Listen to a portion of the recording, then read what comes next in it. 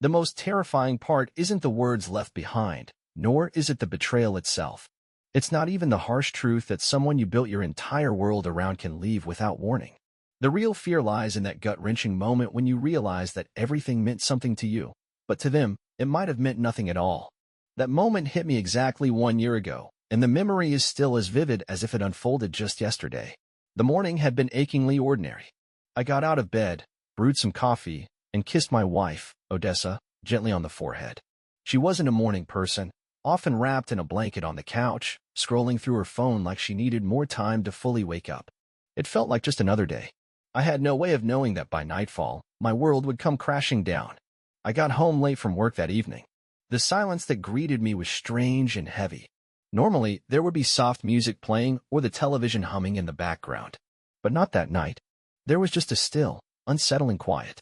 That's when I saw it, a small, carefully wrapped box sitting on the dining table. It looked like a gift, but something about it made my chest tighten instantly. I placed my bag on the floor and picked up the envelope resting beside the box.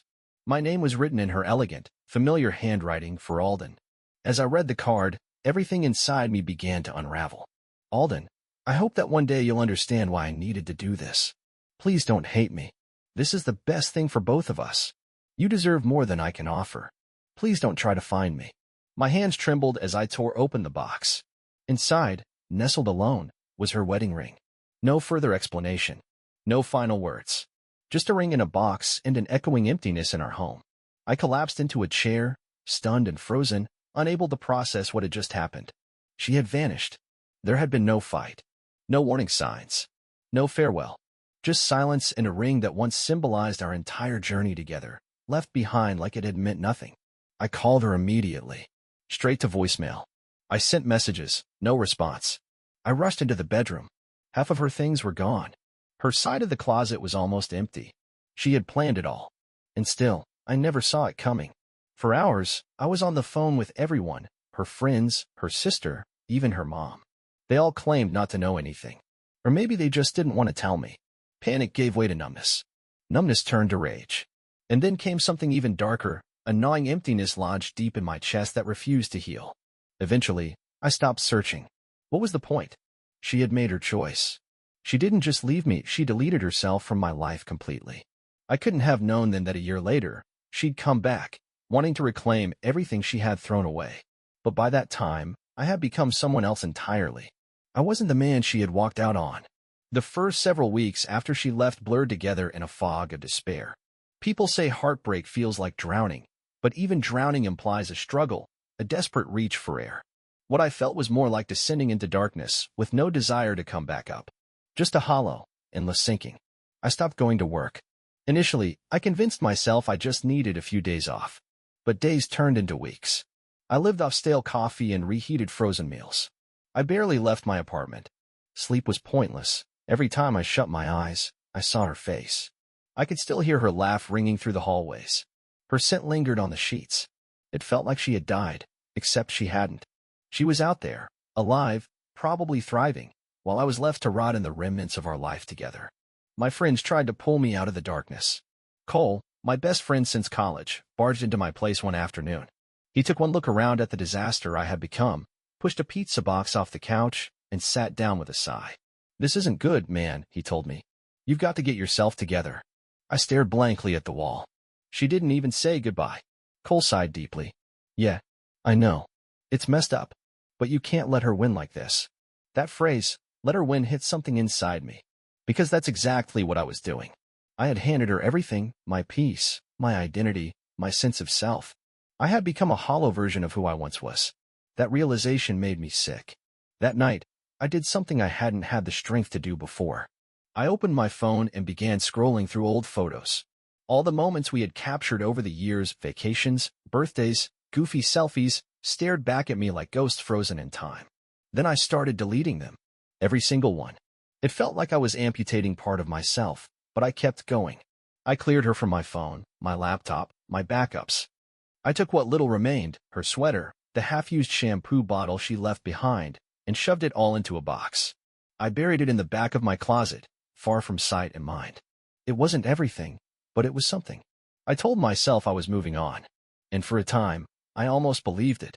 The months rolled by, and gradually, life began to resemble normalcy again. I returned to work. I started exercising.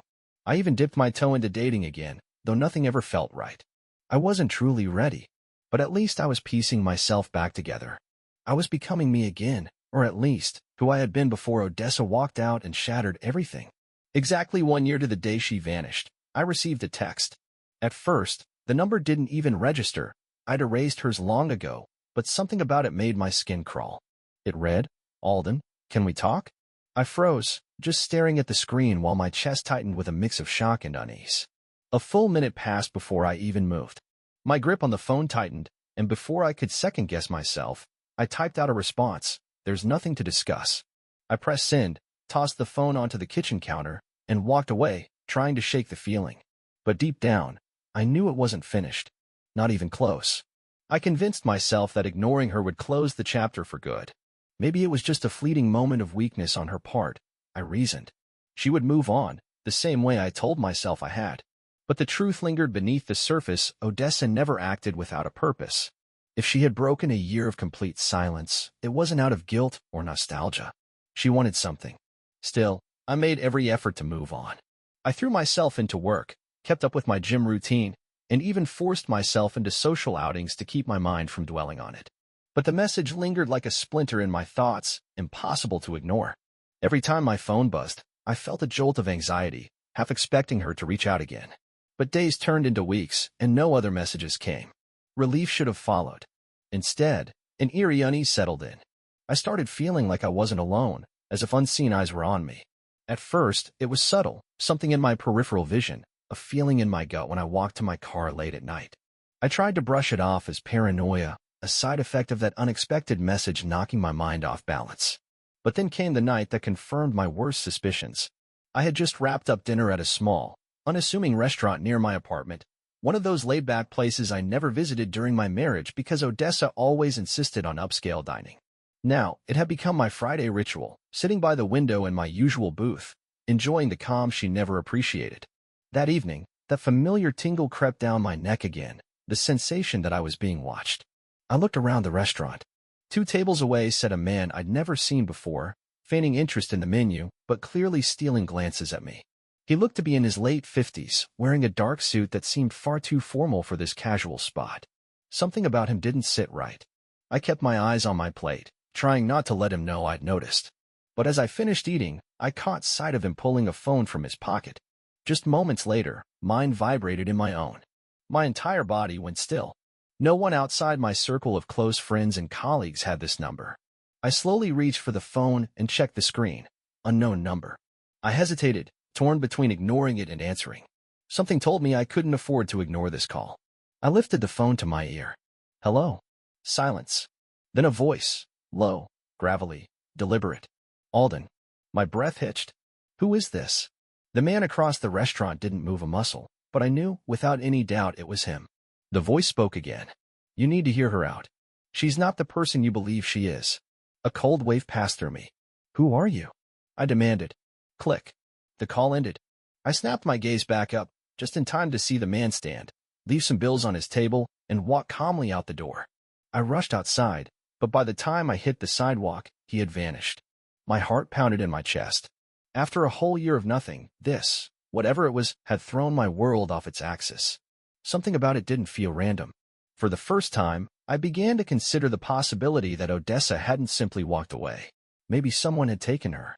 That night, sleep escaped me. I lay in bed, wide awake, replaying the events over and over, the man in the suit, the way he had looked at me, the voice that had known my name and urged me to listen to her. Every rational part of me screamed to walk away, block the number, forget it all, and move forward like I'd been trying to do for the past 12 months. But I couldn't lie to myself anymore.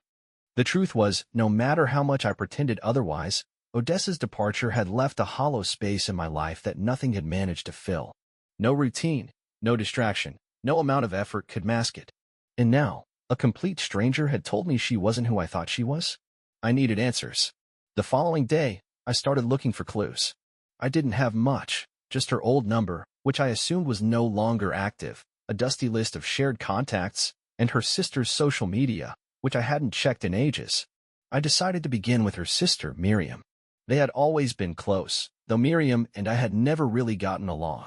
She'd made it clear she held me responsible for the breakdown of our marriage, despite knowing only fragments of the truth. I hesitated before reaching out.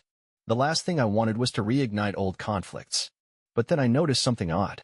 Scrolling through Miriam's posts, I realized she hadn't mentioned Odessa even once in over a year. No birthday tribute, no throwback photos, not even a casual update. For sisters who were once inseparable, the silence didn't add up. Even if Odessa had disappeared without a trace, her sister would never have simply erased her existence. As I continued scrolling, something even more unsettling surfaced. About a year ago, just around when Odessa went missing, Miriam had posted a puzzling message. Some people run, some people hide, and some people are made to disappear. No explanations, no replies, just those chilling words. A wave of unease washed over me. I began checking the comments on Miriam's other posts, hoping someone might have mentioned Odessa. But there was nothing. It was as if she had been completely erased from the world. I realized I needed to speak to someone who might actually tell me the truth. The only person who came to mind was Lex, an old friend of Odessa's. He had never been particularly close to me, but he hadn't shown any animosity either. Finding him, though, was another matter. Lex wasn't active on any social media platforms, and the last time I had seen him was on our wedding day. I spent the entire morning tracking him down. After hours of searching, I finally stumbled across a listing for a bar that he supposedly owned. That became my next destination. The bar was tucked away in a quiet neighborhood, looking more like a local dive than a business establishment. A worn-out sign hung above the entrance. I pushed the door open, greeted by the scent of old wood and stale beer. The place was nearly empty, save for a couple of regulars nursing drinks at the counter. Behind the bar stood Lex. His eyes met mine, recognition flickering for a second before something more guarded replaced it. "Alden," he said, setting down the glass in his hand. "Didn't expect to ever see you again." I approached the bar, keeping my tone calm. "Yeah, I didn't plan on it either. But I need some answers." He let out a tired sigh and rubbed his face. "If this is about Odessa." "It is," I cut in, leaning closer. "Where is she, Lex?" He paused for just a moment, but it was all I needed to confirm that he knew something. My heart started pounding harder. "Don't play dumb with me," I said, frustration creeping in. "She disappeared a year ago. No word, no clue where she went. Now I get a message from her and some random guy claiming she's not who I think she is. What's going on?" Lex exhaled slowly, scanning the room before ducking behind the bar. He pulled out a napkin and scribbled something on it. A name. He slid it toward me without saying a word. I picked it up and felt a pit form in my stomach as I read the name, Coleman Rhodes. Lex gave a slow nod. "That's who you need to look into. But be careful, Alden. You're already in deeper than you know." My jaw tightened. "Who is he?" His expression shifted, darkened. "The reason Odessa ran." I walked out gripping the napkin so tightly it nearly tore. The name Coleman Rhodes didn't mean anything to me. But somehow, I sensed everything was about to change. Lex hadn't answered any more of my questions. The second I pushed, he shut down, told me to leave, and refused to say another word. But the fear in his eyes? That had spoken volumes. Sitting in my car, I stared at the name scrawled in jagged ink. It had been a year since Odessa vanished, and for the first time, I felt like I was inching closer to the truth. Yet a creeping dread told me that the truth might be something I wasn't ready to handle. I had a choice. I could walk away now, delete Odessa's message, pretend this never happened, and move on. Or I could find out who Coleman Rhodes was, and why he had anything to do with Odessa leaving me behind. I should have picked the first option, but I didn't. I started with the obvious, an online search. But no matter how many different ways I typed in the name, Coleman Rhodes barely left a digital footprint. No social media, no business affiliations. Nothing. Until I stumbled on an old news article buried under dozens of irrelevant results. The headline stopped me cold. "Missing man declared dead after 5 years. Coleman Rhodes case closed." I clicked on it, my heart thudding. The article came from a small-town newspaper a few hours away.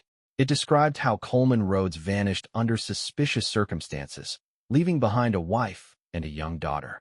His vehicle was found abandoned on a desolate highway, but he was never seen again. After 5 fruitless years, authorities closed the case and declared him legally dead. A man pronounced dead, and yet here I was, somehow being led to him. How was this connected to Odessa? I leaned back, my hands covering my face as I tried to make sense of it. Odessa had no ties to that town, no link to this man. At least none that I had ever known about. But then it hit me, his daughter. If Coleman had a child, maybe she was still around. Maybe she held the missing pieces. I combed through the article, and there it was, Leona Rhodes. Age 7 at the time her father disappeared. That meant she would be in her late teens by now. I spent the next hour searching for her online. Compared to her father, she was much easier to track down. Several social media profiles surfaced, mostly locked down and private. However, one key detail jumped out at me. Her surname had changed. She was no longer Leona Rhodes. She went by Leona Maynard now. My heart dropped. That name, Maynard, was Odessa's maiden name. The realization hit hard, sending a chill through my entire body. There was no way this could be a coincidence. Odessa had never once mentioned any missing relatives, much less anything about an uncle or a family member gone off the grid. Still, one thing was undeniable. If Leona Rhodes was now Leona Maynard, then she had to be related. And if that was true, Odessa had been hiding a very big piece of the puzzle from me. I hesitated for a long moment before finally crafting a message. Leona, I know this might seem out of nowhere, but I need to speak with you. It's about your father. I didn't expect much. Silence, probably. Maybe even a harsh message telling me to stay away. But instead, only a few minutes passed before my phone buzzed. Just one reply. Who are you? I stared at the message, heart racing. I quickly typed back. My name is Alden. I'm married to Odessa Maynard. The reply didn't come right away, but eventually, the typing dots showed up on the screen. I held my breath. Finally, the message appeared. If you're Odessa's husband, then walk away. Leave this alone while you still can. I couldn't tear my eyes from the screen. I read the message repeatedly. Her words were unnerving, chilling even, but they didn't scare me off. If anything, they only pushed me further.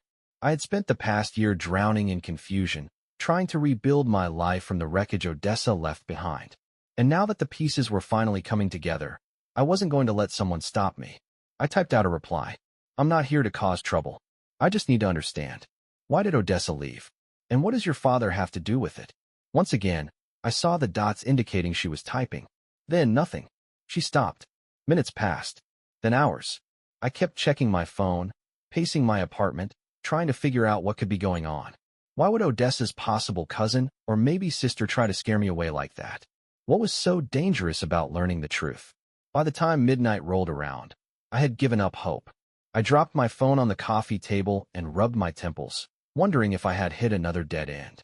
Maybe nobody was ever going to tell me what really happened. Maybe I was just chasing ghosts. And then my phone lit up again. I snatched it up instantly. The message was short. If you really want answers, meet me tomorrow. 3 in the afternoon. I'll text you the address. Come by yourself. My heart surged with adrenaline. At last, some progress. I typed back immediately. I'll be there. The next day, I found myself pulling into a cracked, weathered parking lot behind an old library in a town I didn't recognize. The place had an abandoned feel, with quiet streets and a building that clearly hadn't been maintained for many years. I waited in my car. 10 minutes passed. Then 20. Doubts crept in. Maybe she changed her mind. But then, I saw her. She looked to be around 19 or 20, walking cautiously toward me from the far side of the lot. Her long, dark hair flowed around her shoulders, and her cheekbones were sharp, just like Odessa's. But her eyes were guarded, suspicious. She looked like she had already decided she didn't trust me. She stopped a few steps away, arms folded. You shouldn't have come, she said coldly. I ignored her warning. You told me you had answers. She sighed, clearly frustrated. I do. But you're not going to like what you hear. My pulse quickened. I stood silently, waiting. She glanced around nervously, as if making sure no one was nearby, then stepped in a bit closer and lowered her voice. My father didn't just vanish, she said, voice tense. He was taken. The words sent goosebumps across my skin. What do you mean, taken? She paused, then whispered, it's complicated. But Odessa, she knew. She's known all along. And when she left you, it wasn't her choice. My chest tightened. So then, what happened to her? Leona's eyes locked on mine. She ran because it was the only option she had. And if you don't stop digging, you'll find yourself in the same situation. I took a step back, stunned. That doesn't make sense. If she was in danger, why wouldn't she tell me? Leona looked down briefly, then said quietly, because you were the one thing they could use to control her. A heavy silence settled between us, the weight of her words sinking in. Everything I thought I understood began to unravel. The ground beneath me felt unstable. "You have to stop looking into this, Alden," she added gently, "before they turn their attention to you." I felt ice in my veins. "Who are they?" She shook her head, her voice barely above a whisper. "I've already said too much." Then, without another word, she turned and walked away. I stood there, unable to move, my thoughts spiraling. What began as a search for answers about Odessa had now morphed into something much more sinister. Maybe Odessa wasn't the only one being watched. That night, I couldn't sleep. Every time I shut my eyes, I heard Leona's warning repeat itself in my head. She didn't leave you because she wanted to. If you keep looking for her, you won't have a choice either. The puzzle pieces swirled in my mind: Odessa's disappearance, the man at the restaurant who somehow knew who I was, Lex's cryptic message, and now this new, haunting warning. The name Coleman Rhodes had unlocked something I hadn't even known was hidden. A door had opened, and there was no way I could shut it again. By the next morning, I had made up my mind. Waiting around for bits and pieces of information was no longer an option. If I truly wanted answers, I would have to change tactics. The only problem? I still had no idea where Odessa was. But someone had to know. And the only person reckless enough to drop me a clue was Lex. That afternoon, I drove straight to his bar, pushing through the swinging doors without giving a second glance to the patrons scattered around, sipping drinks and talking in low murmurs. Lex was behind the counter, drying a glass with a towel. The moment our eyes met, his expression darkened. "You shouldn't be here," he muttered, setting the glass down. I leaned forward against the counter. "That's funny.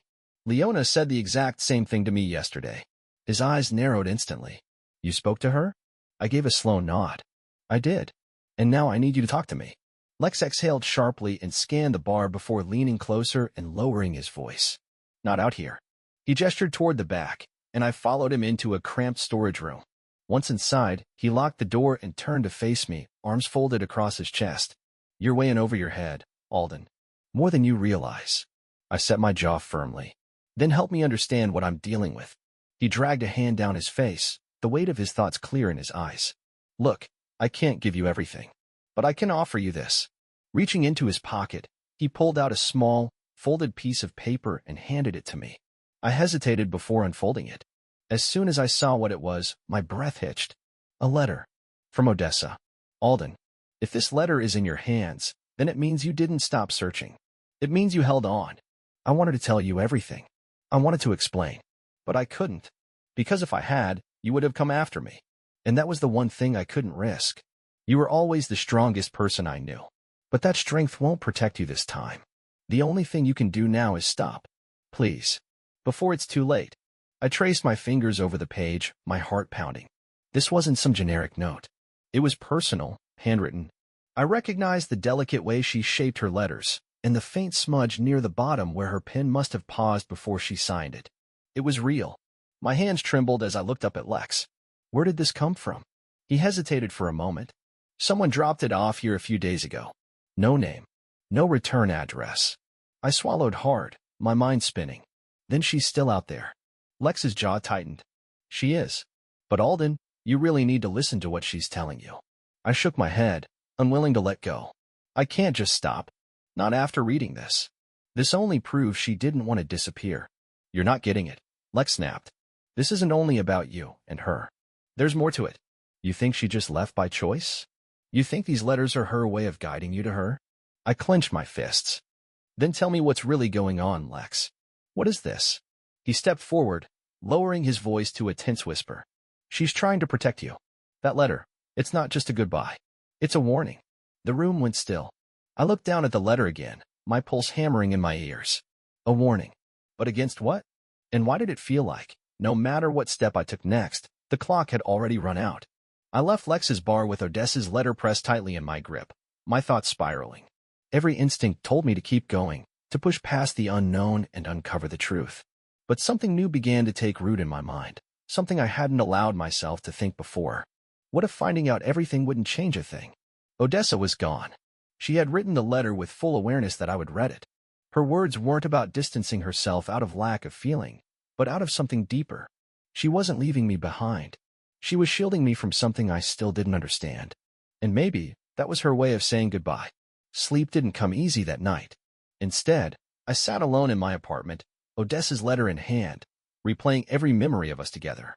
The past no longer stung. It had shifted into something softer, more tender. I had spent so long believing she left because I wasn't enough. But now, I understood. She left for me.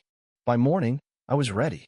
I drove to a quiet lake just outside the city limits, the same one we used to escape to when everything became too much. It had always been our sanctuary, a little piece of peace from a world that never slowed down. I took out her letter and read it one last time.